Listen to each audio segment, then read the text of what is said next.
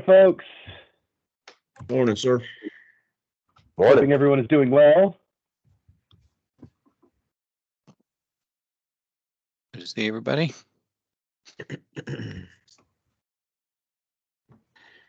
We have a pretty packed agenda for today, so I'd love to go ahead and get started right at 10 o'clock. We've got some friends joining us from Florio that's going to be presenting a little bit later, and we definitely have some major announcements in the continued progression of our map services. So, I definitely want to take this time and use it as best we can. I hope my screen is up. If everyone can see this, if you can't see, just give me a quick thumbs up so that I know that we're good to go. All right.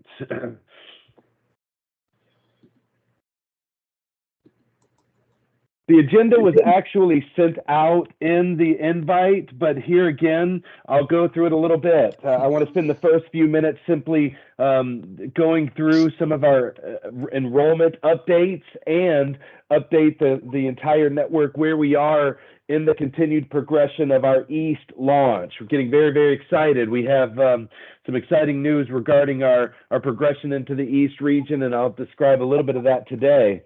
We'll spend a good portion of our time talking a little bit about the progression of the actual travel training curriculum that has been developed with our partnerships. Oh, we've got some people that are... If you can mute your mic as we get going, please. That will make sure everyone can hear everything that we're doing. Thank you.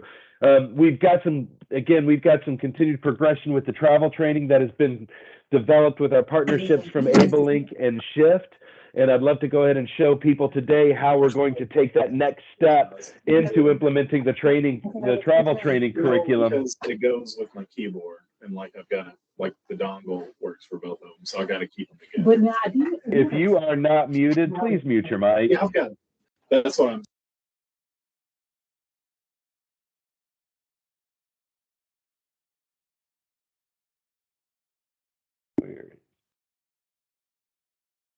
Okay. Once we're done with that, I have an announcement to provide for the actual MAPS network that will allow an opportunity for any interested MAPS provider to access a continuing enabling technology training through the Charles Lee Center. At that point, we will turn the presentation over to our friends at Florio.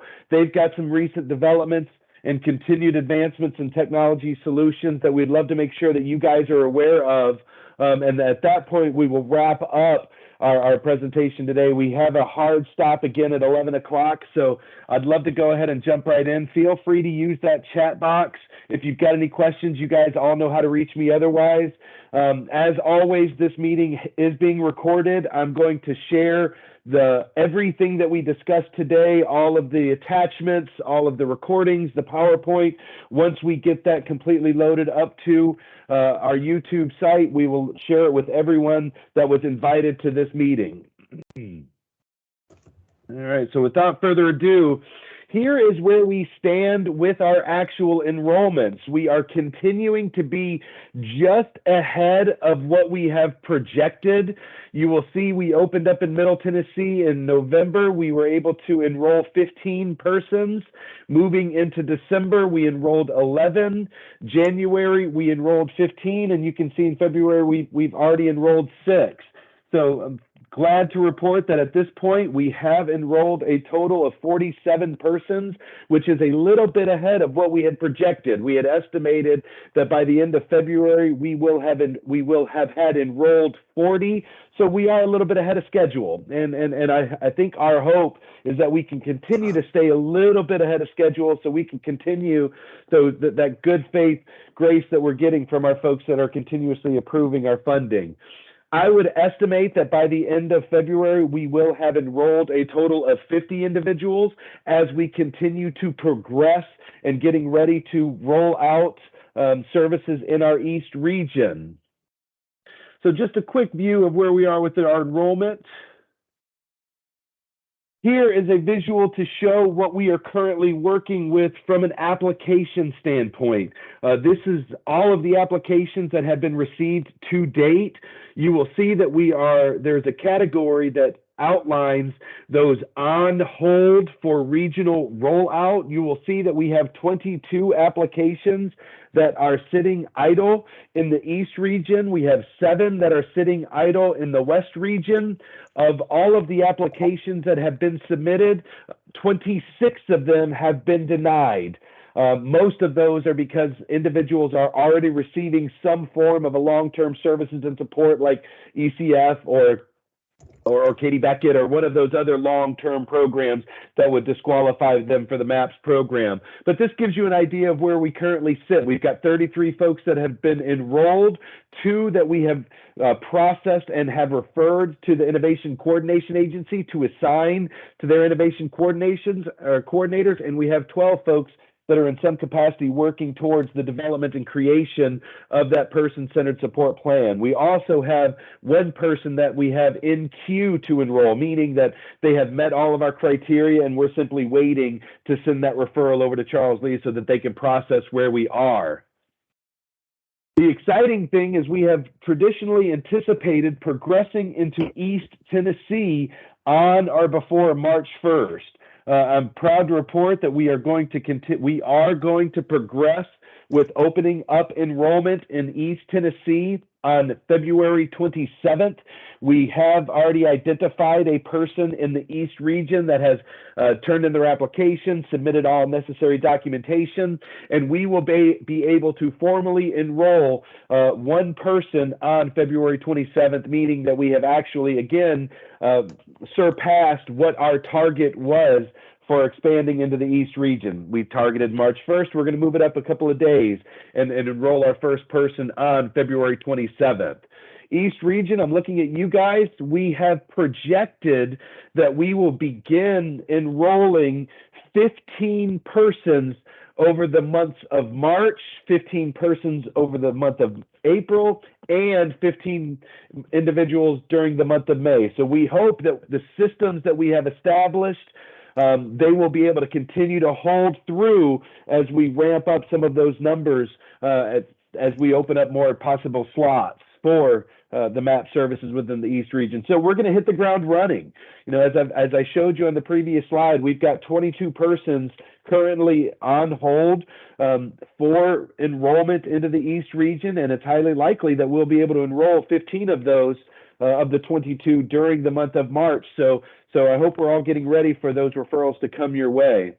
West Tennessee, I want to continue to communicate what our rollout plan is looking like. We've communicated from the very beginning that we are targeting July for a rollout into West Tennessee. I would anticipate that we will get to the place where we try to move that date up a little bit as well. It may be a week or so, but just continuing that trend of showing that we have set ourselves a projection and we're not just meeting those projections, but we're meeting them and exceeding them so that we can continue to show. Now, when we get into the West Tennessee, we have opened up capacity for even larger numbers.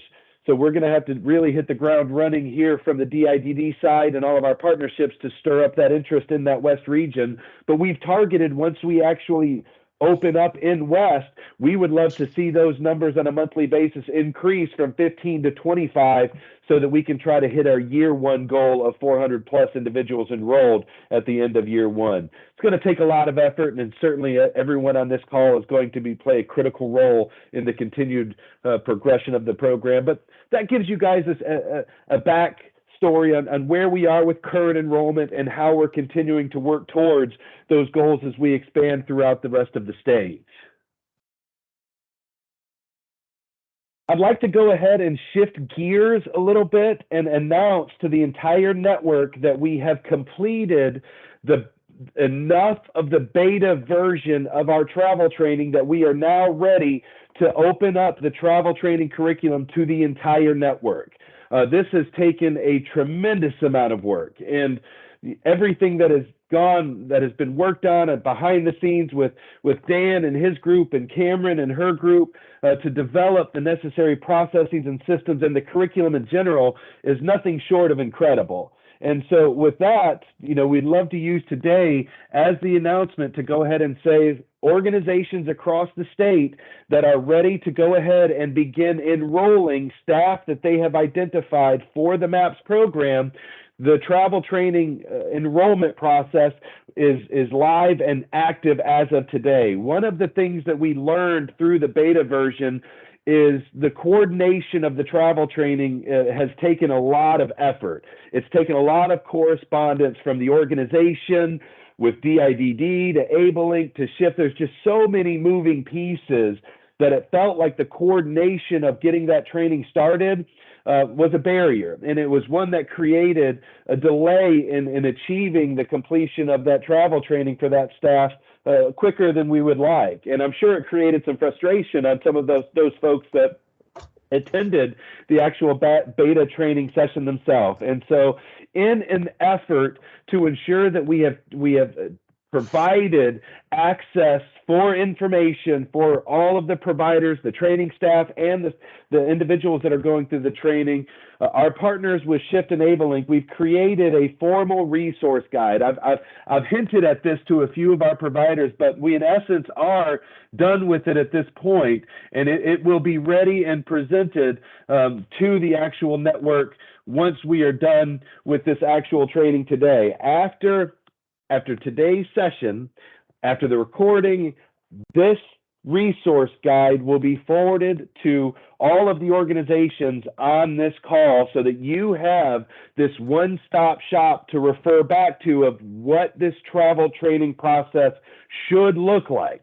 And in essence, it goes through a step-by-step progression of how we are defining specific terms, the timelines that it is taking for your staff and the individuals that you're helping through the travel training curriculum, obvious contact information that's necessary, but also the actual enrollment process.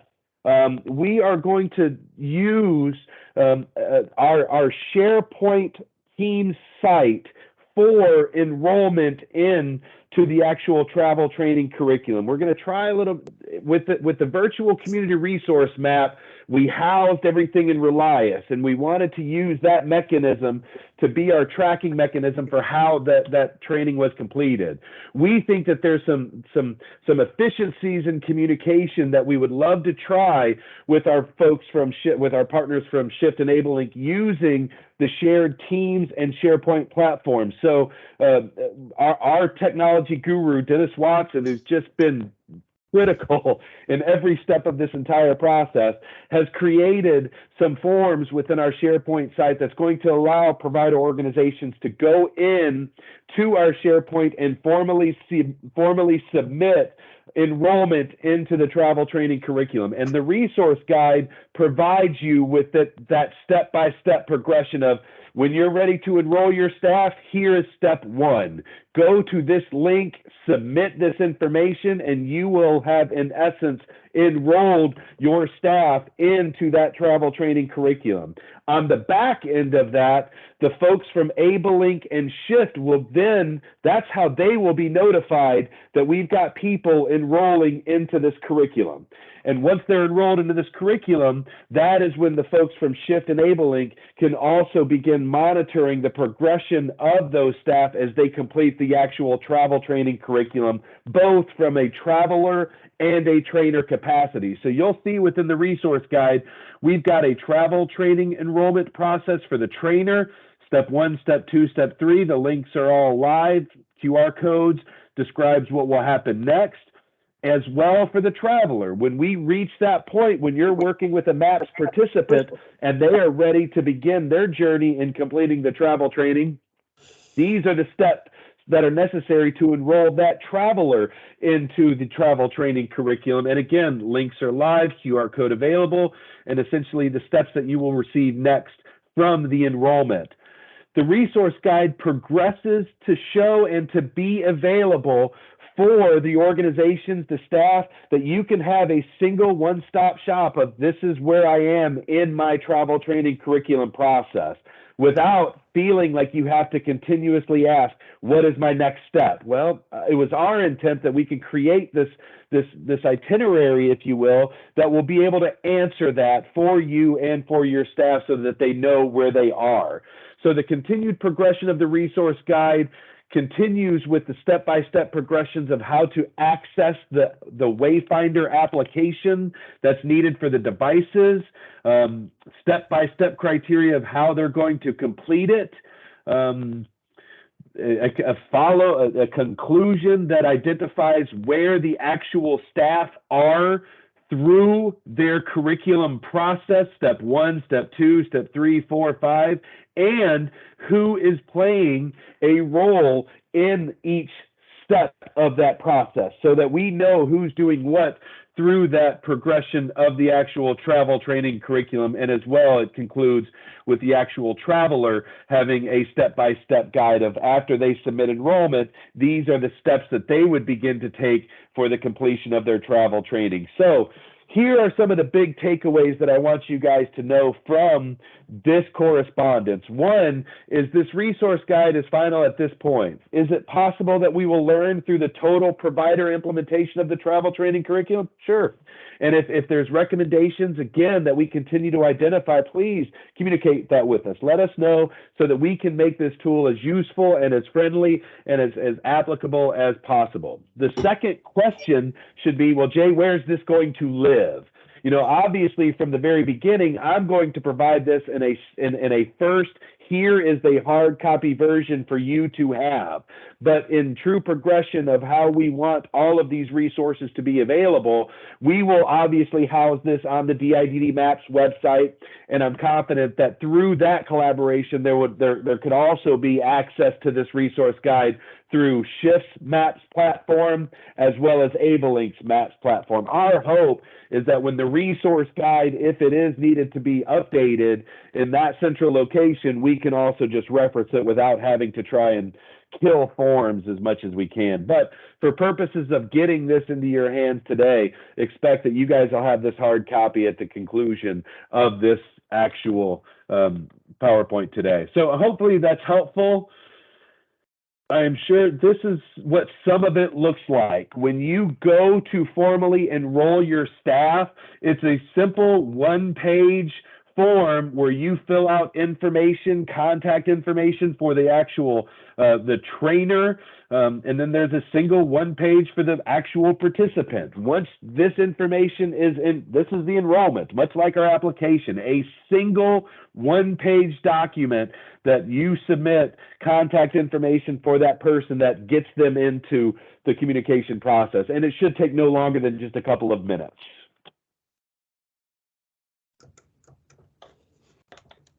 Really proud of the work our folks at AbleLink and Shift has done to try to make this process as easy as possible. It's involved, guys. The travel training curriculum is something that requires commitment, it requires organization, and the back end of this process is going to be very important because it is what we're doing to help prepare our staff to help those folks navigate their communities independently, as well as to give the MAPS participants that we're supporting the resources and access to information so that they can navigate their communities independently. You can anticipate that as DIDD continues to evaluate the effectiveness of this travel training curriculum, there's applicability for this, not just within MAPS, but for all of our programs. If this training curriculum can help your staff prepare folks in any of your other industries or any of your other programs to be more independent, we want to make this accessible. But we're simply piloting it in MAPS right now, so we'll continue to learn from it as we go.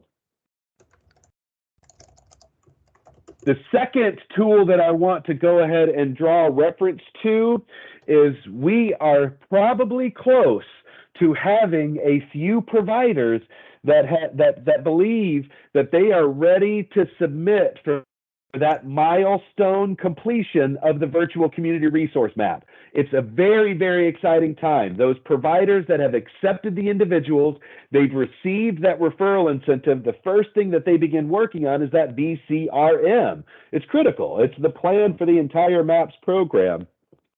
And an effort to provide some access to consistency and assurances that we are delivering a map that fits all of the criteria, our partnership with Jen and Matt, they have created a milestone VCRM progress monitoring tool that is going to be used for when the provider organization feels you have achieved VCRM independence. And so I wanted to go ahead and make sure that the provider organizations were aware that this is the monitoring tool that will be used for the VCRM confirmation of completion.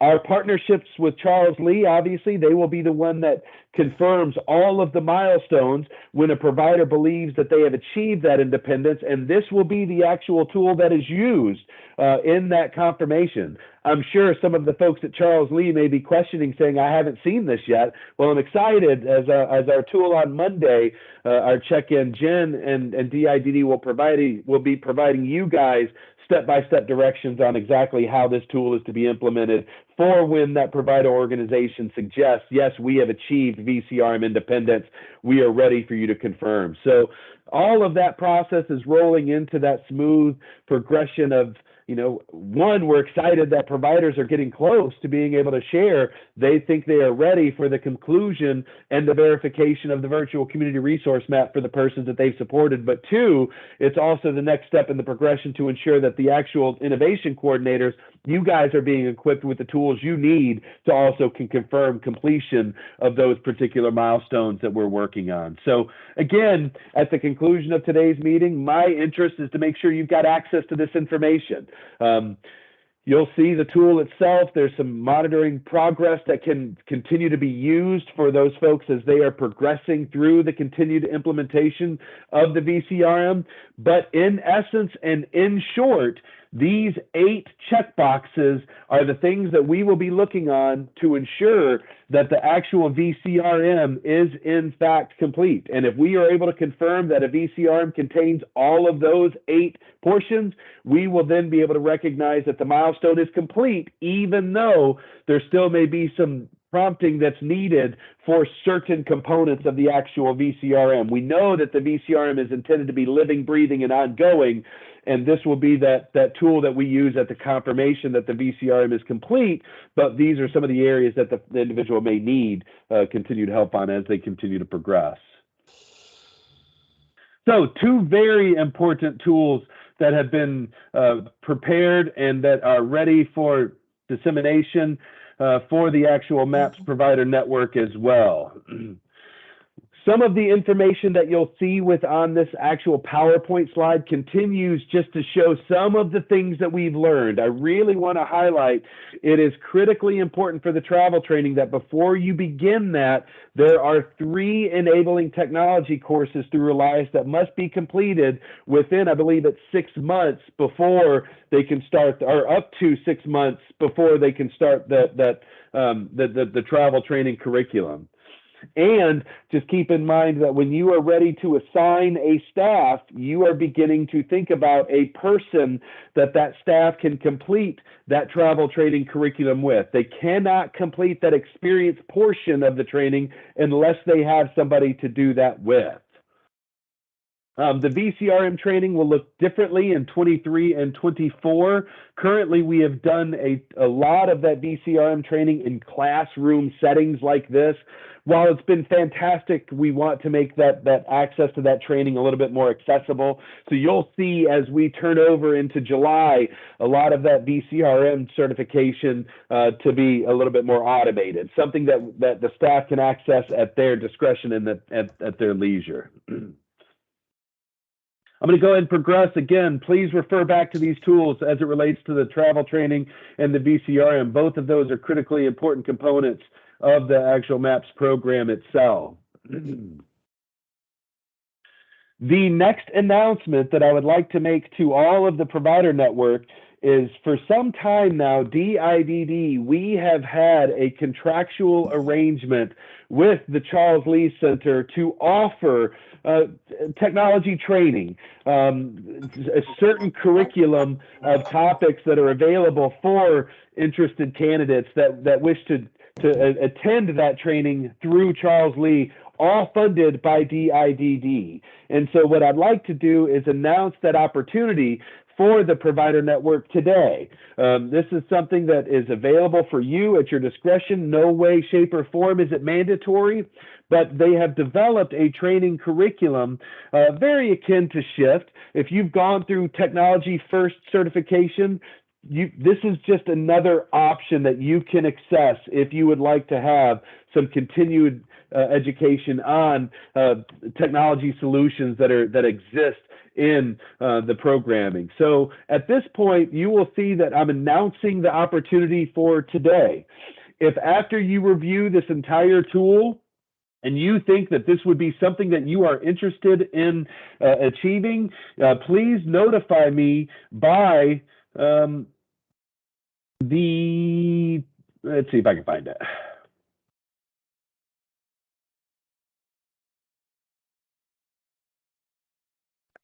So this will be the actual attachment that you receive, and it's basically a full breakdown of Notice of Enabling Tech and consultation training opportunity. Not something that is mandatory, but certainly if you're an organization that would like to receive training on these topics, this is something that we are making available for MAPS Providers Networks. I'm essentially really going to look at any of those organizations that may have not gone through the Shift First tech accreditation. If you are waiting for some reason, or if you've not been able to pursue that, I would encourage you to take a look at this. This is an opportunity where there's a series of training courses that are offered over a period of 2 days that can be done either virtually or in person at their site in Spartanburg, South Carolina, where you could undergo all of these topics, and DIDD would formally pay for all of that training. So I just want you guys to know that I'm announcing this today. Take a peek at what's offered through this opportunity. If you determine that there are staff within your organization that you would like to send to this training, just submit that notice of confirmation following the directions within this actual document right here. You'll see the submission process. Just send it to me. This is the information that you would want to include in your interest in achieving this. And at that point, we would go back and review, and I believe we've got access to funding to approve up to 6 provider organizations by July. And certainly we're running up against the end of the fiscal year and the capacity of Charles Lee. Obviously, we don't want to throw everything at them, but those organizations that fit the criteria, that are interested, those first 6 that fit the criteria, we would be able to approve your attendance in this training curriculum. So simply submit to me as soon as possible. We will stop taking submissions at the close of business on March 12th. We would anticipate notifying those organizations if they were in essence approved to go or attend this training by the 24th. So again, just another option we're proud to offer our MAPS organizations, just reinforcing the continued importance of technological solutions in all of our supports. And we want to make sure that we're making training accessible to the provider network at your discretion. If you want, it's not mandatory. Again, just want you guys to know that this does exist and is available. I think I'm moving a little bit ahead of schedule. And with that being said, I am at the point where we're ready to turn it over to Florio.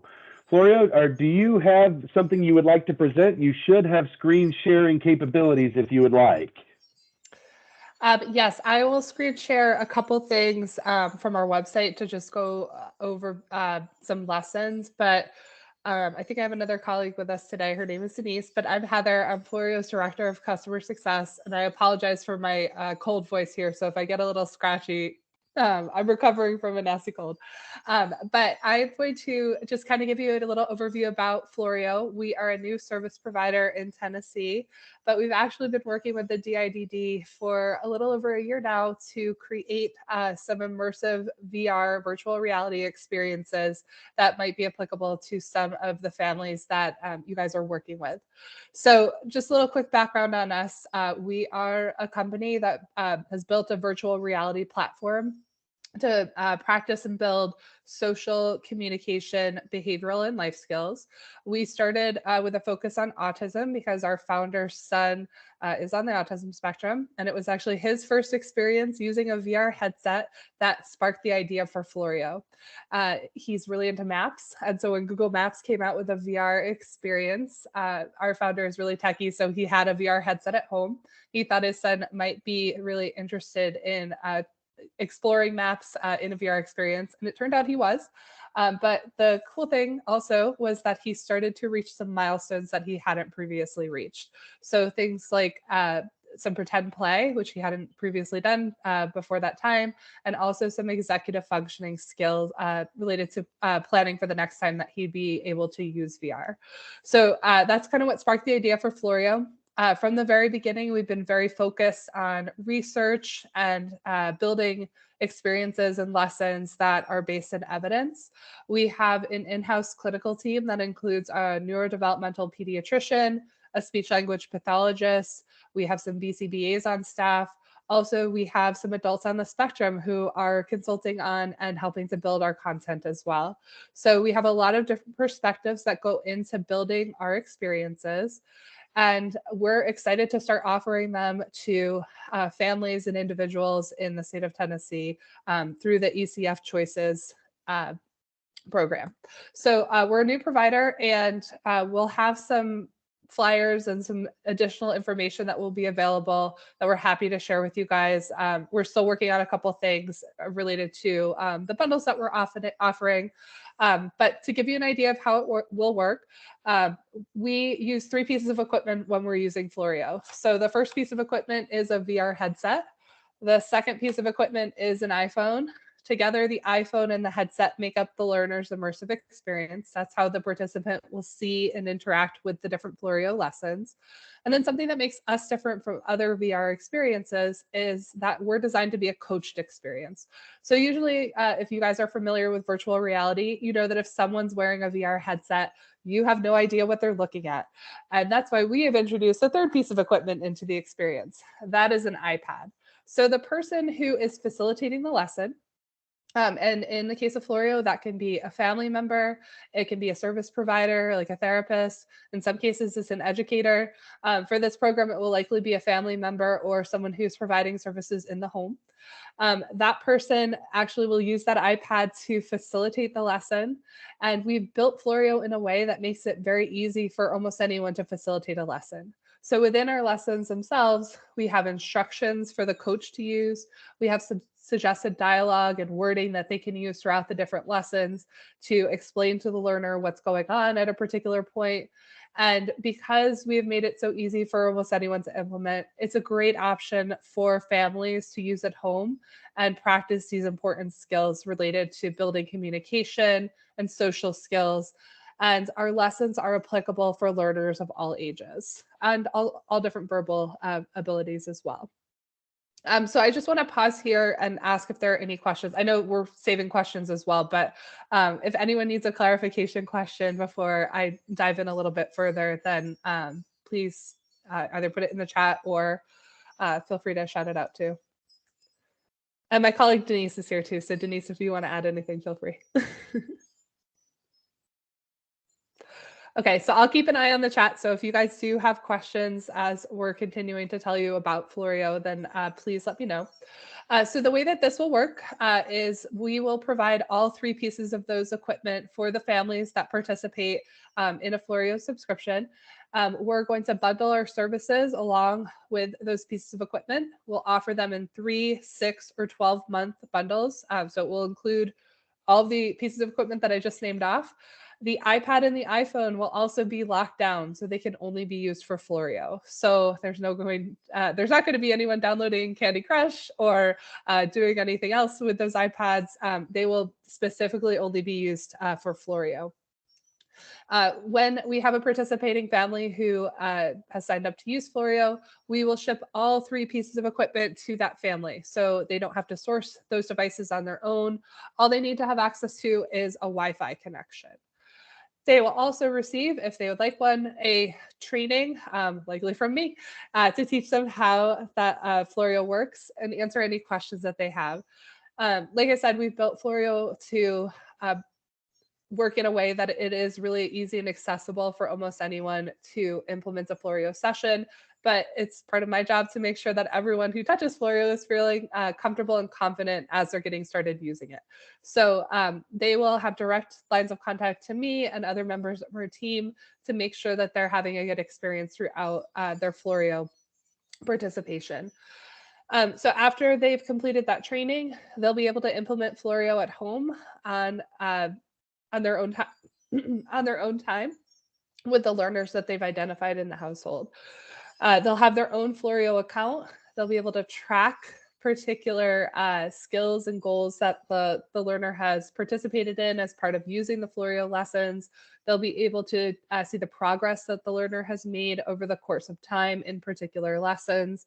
And they'll be able to identify areas that the learner might need to continue to work on particular places. So different challenge areas that they might need to continue to use Florio to address those areas. So I'm going to screen share and I'm going to just talk a little bit about the lessons that we have in our lesson library. And I just want to make sure I'm sharing the right one. There it is. So this is a list of some of the lessons that we have available. And there goes, my computer froze. So some of the exciting lessons that we just released are part of the collaboration that we have with the DIDD. These are our teamwork and time management lessons. These are lessons that are designed to help the learner work on employment-related skills. So there's collaboration, there's multitasking. These are really high-level soft skills that someone might need to consider as they're thinking about entering the workforce or as they're participating in the workforce. And these are really complex and interesting lessons where we're working with these different characters and completing these different tasks in our jobs. One of our jobs is in the grocery store, and one of them is in the movie theater in the concession stand. So those are some of the most recent lessons that we've released, but we also have lessons that are applicable for learners that are of a younger age or might be non-speaking or nonverbal. We have lessons designed to practice some joint attention related skills. We start to explore theory of mind in some of our lessons. We also have lessons that encourage the learner to participate in different scenarios that are out in the community. So another series of lessons that we developed with the DIDD are actually our travel training lessons. So super applicable to the call that we were just on a little bit earlier. And these are lessons that are designed to help the learner practice different scenarios related to finding and getting ready to ride the bus to a particular destination. So these 6 lessons all address different scenarios. So what you might do in case of a missed bus, or if there are other people waiting at the bus stop, you might behave in a slightly different way.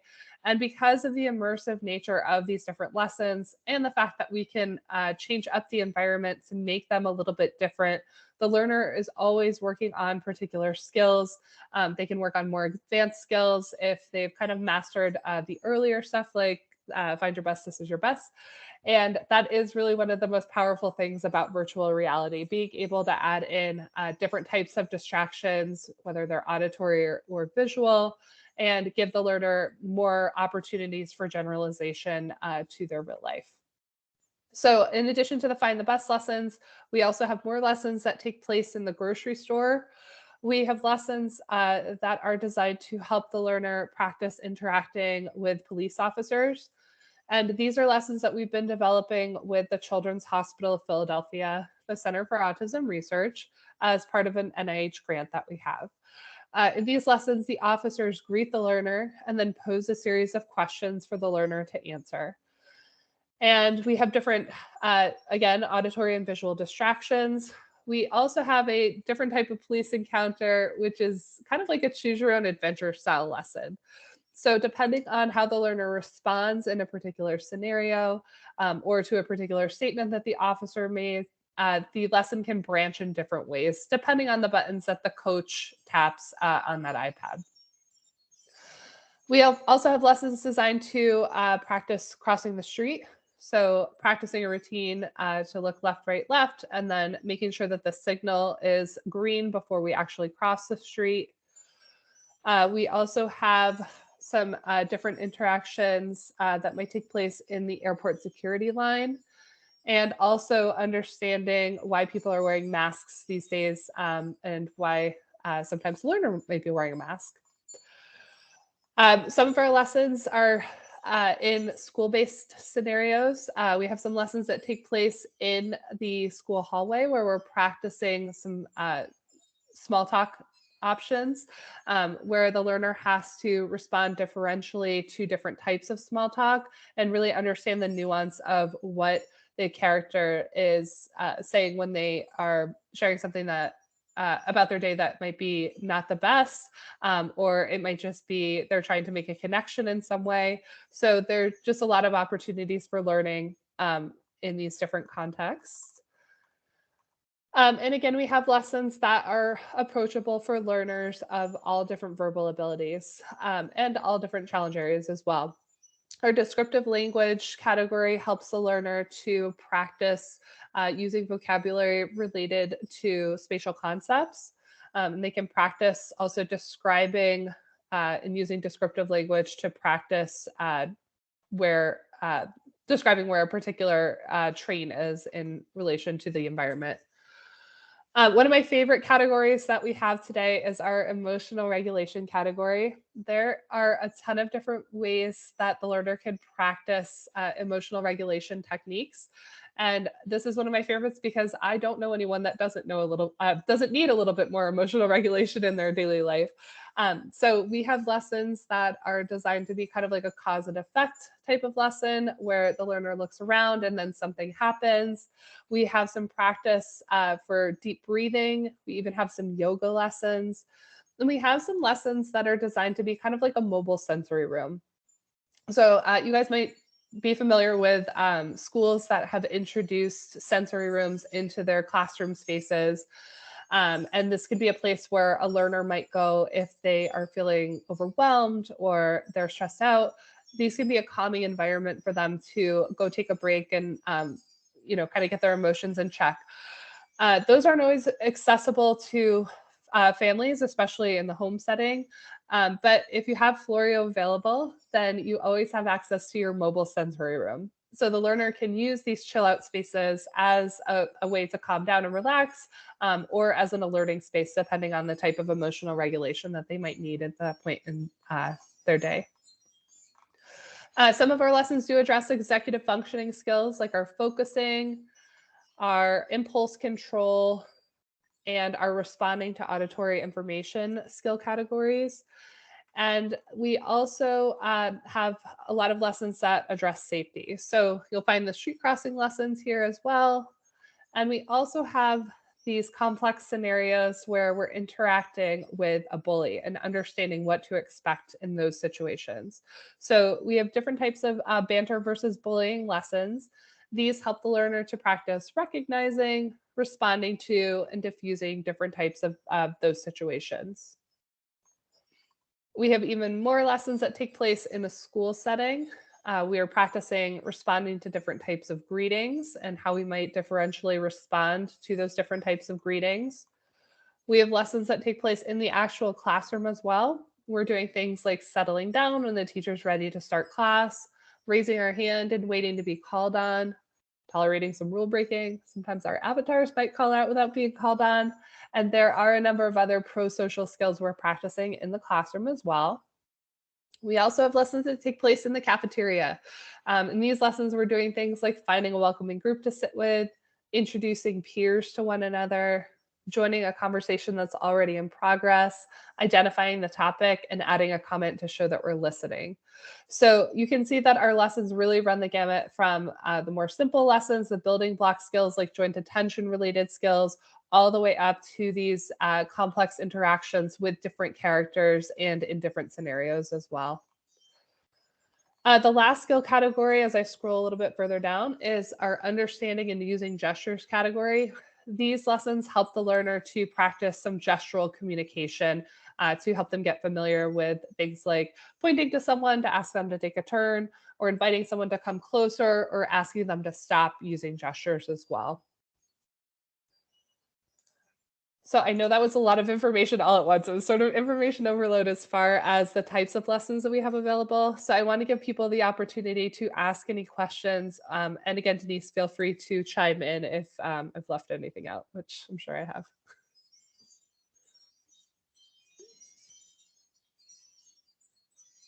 I just have one question. Sure. Did you say that the funding comes through the ECF Choices waiver? Yes. So Denise, do you want to be a Yeah, little bit more specific? so we have, yeah, I can, so I don't know what the MAPS funding is, so that's a question for me to ask you all. Like, I'm not sure whether the new enrollees have a budget that they get to spend on the MAP services. Certainly, Floria would love to participate in that. As far as other ways of paying for it, we are a provider under the ECF Choices program, and we're currently with Amerigroup MCO. We are looking to expand to the other two providers, but we are not there yet. So that's currently the way of paying for it. The other way is, we have subscriptions that can be paid if there's self-directed dollars or something. We have schools that are also purchase the subscriptions to use with children in special ed classrooms. So there's a lot of different ways of acquiring it, but the funding sources are flexible, but we're happy to participate with whatever you have that you're doing. Thank you. I did put the information in chat, but we have built out using the individual's annualized budget of $20,000, $3,500 of that can be used on an annual basis towards enabling tech solutions. So when you reach that point where you want to continue to explore enabling tech solutions, obviously the innovation coordinator, they will make the referral to the tech champions here at DIDD. They're still heavily involved in all of the technologies implementation throughout the entire program.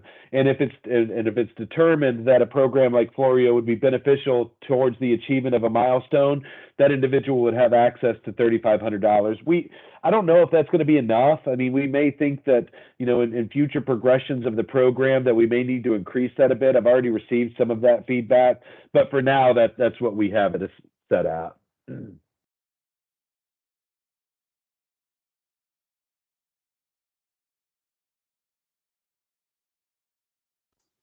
I'm going to put my email address in the chat. And if anyone has questions that they don't want to ask on the call for some reason, please feel free to reach out anytime. And if you want additional information, once we have that flyer ready, then I can certainly send it over your way as well. And if you have questions about participants that Florio might be useful for, if you want additional information about the lessons that we have available, or how Florio works at all, I'm also happy to hop on a call and give you a live demo of Florio in a different way too. Heather, if you want, send me what you'd like to share. I'm already going to be compiling a rather large message to all of the folks on this call today, so I'd be happy to include anything you'd like me to share on behalf of Florio. Awesome, that'd be great. Thank you. Well, guys, I appreciate that information, and I would envision that as we continue to progress with these information sessions, I'd like to go ahead and bring in every so often a specialist in a certain field or a new technological solution that is made available to all of us so that we can continue to stay current with what those options look like in our world. So Heather, Denise, I appreciate the time you guys coming to spend with us today. We are just about done. I'm going to go ahead and share my screen one more time, just provide a visual for the last couple of slides. And once that's done, we'll turn it over to questions and answers in general. The next slide is just a reminder of upcoming information sessions. Again, I've not sent out invites to these. I generally send them out the week of, so please go ahead and make yourself a note in your calendar, a placeholder for these. We have our next upcoming provider-led lunch and learn that will be March 15th. I love those. I think our partnerships with Millerich and the ARC just did a tremendous job at our last provider lunch and learn, and I'm really excited for the one that we'll hold in March. I know that we're going to have some good feedback from our partnerships with Savita and Easter Seals. I think we're learning a lot in the implementation of our MAPS program, and who better to collaborate with than providers that are actively doing it at this time, so that we can all learn from one another. So, that is our schedule for March. I'll begin looking for a couple of other providers in May. I would imagine that we will have had some successes and experiences from some of our provider partnerships in the East region. So we may look towards some of our provider partnerships in the East region for that May provider-led lunch and learn. And with that, that's all we have. I mean, that's my agenda. I know we have 10 more minutes left in our meeting. I'll go ahead and open it up to if there's any particular questions. Hi, Sandra. Hi, Kayla Sharp. How are you? How are you doing? Busy as ever. How are you? Where can I do that? Thank you. If there's any other any questions, I don't see any in the chat. We'll leave it open for another minute or two. Otherwise, we'll give everyone else back there Friday and talk to you guys very, very soon. Once, twice. Guys, have a great Friday and a great weekend. We'll see y'all later. Thank you, Jay. Bye, guys.